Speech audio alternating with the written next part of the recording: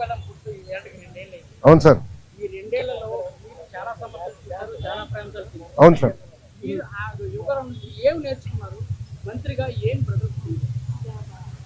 అన్న, నేను స్టాన్ఫర్డ్లో ఎంబీఏ చేశా. నేను స్టాన్ఫర్డ్ ఎంబీఏకి అప్లై చేసినప్పుడు ఒక ప్రశ్న ఉంటుంది స్టాన్ఫర్డ్లో, వై స్టాన్ఫర్డ్ ఎంబీఏ అని. ప్రైవేట్ రంగం నుంచి రాజకీయాల్లోకి నేను రావాలనుకుంటున్నా, ఏదో ఒక టైంలో వస్తాను, స్టాన్ఫర్డ్ ఎంబీఏ నేను ప్రిపేర్ చేస్తున్నాను భావిస్తున్నా అనుకున్నా అని రాసా. కానీ అక్కడికి వెళ్ళి చదువుకున్నారు, నాకు అర్థమైంది స్టాన్ఫర్డ్ ఎంబీఏ బిజినెస్ మంచిది అని. పాదయాత్ర రాజకీయాల్లో ఒక ఎంబీఏ లాంటిది. ఎందుకంటే ప్రజలకి దగ్గర ఉంటాం, నిరంతరం ప్రజల సమస్యలు తెలుసుకునే వాడిని. సో ఇప్పుడు ఎవరన్నా నాకు అర్జీ ఇచ్చినా, నన్ను ఎవరైనా కలిసినా, ఒక మెసేజ్ నాకు వచ్చినా, తన వెనకాల ఎంత కష్టం ఉందో నాకు ఇప్పుడు అర్థం చేసుకోగలుగుతాను. సో యువగలం పాదయాత్రలో కూడా నేను అనేక హామీలు ఇచ్చాను, ఒక్కొక్క హామీ నిలబెట్టుకుంటూ వెళ్తున్నాను. ఇచ్చిన ప్రతి హామీ నేను నిలబెట్టుకున్నాను, అంటే ఎలాంటి సందేహం లేదు.